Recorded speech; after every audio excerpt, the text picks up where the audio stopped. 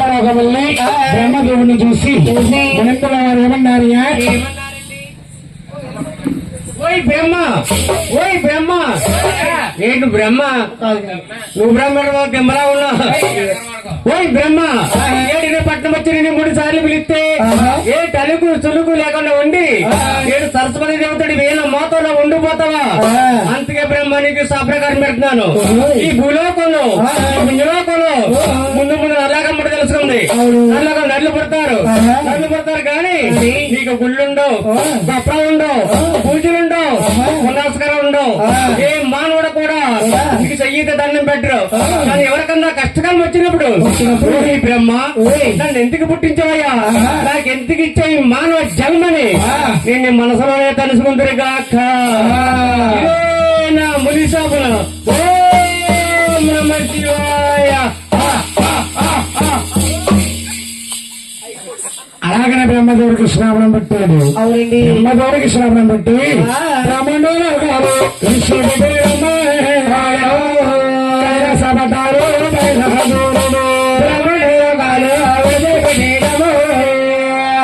కైలాసపట్నాలు మహక మల్ల మహక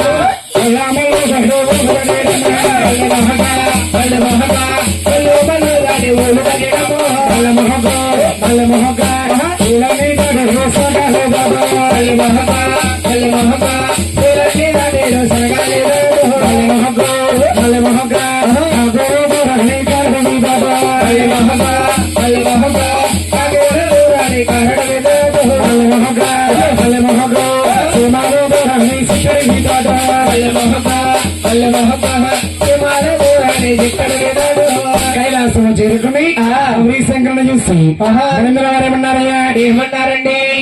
ఓయ్ శంకర, ఓయ్ శంకర, ఓయ్ పరమేశ్వర, ఏటిని పట్నం వచ్చి 3 సార్లు పిలిస్తే ఏ తలుకు సులుకు లేకుండా ఉండి ఏటి నువ్వు శవ తాండలో ఉండిపోతావా?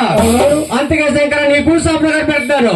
ఈ భూలోకంలో భూలోకంలో ముందు ముందు అలాగమ్మడి తెలుసుకుంది. అలాగ నడ్లు పడతారు కానీ నీకు గుళ్ళుంటాయి, గొప్పలు ఉంటాయి, పూజలుంటాయి, పునస్కారం ఉంటాయి. కానీ ఏ మానవుడు కూడా నీ నిజ రూపాలు పూజ చేయరు. నీ ఒక బోడు లింగాకానికి పూజ చేయగాక. ఇదే నా ముని సాపును ఓం నమః శివాయ.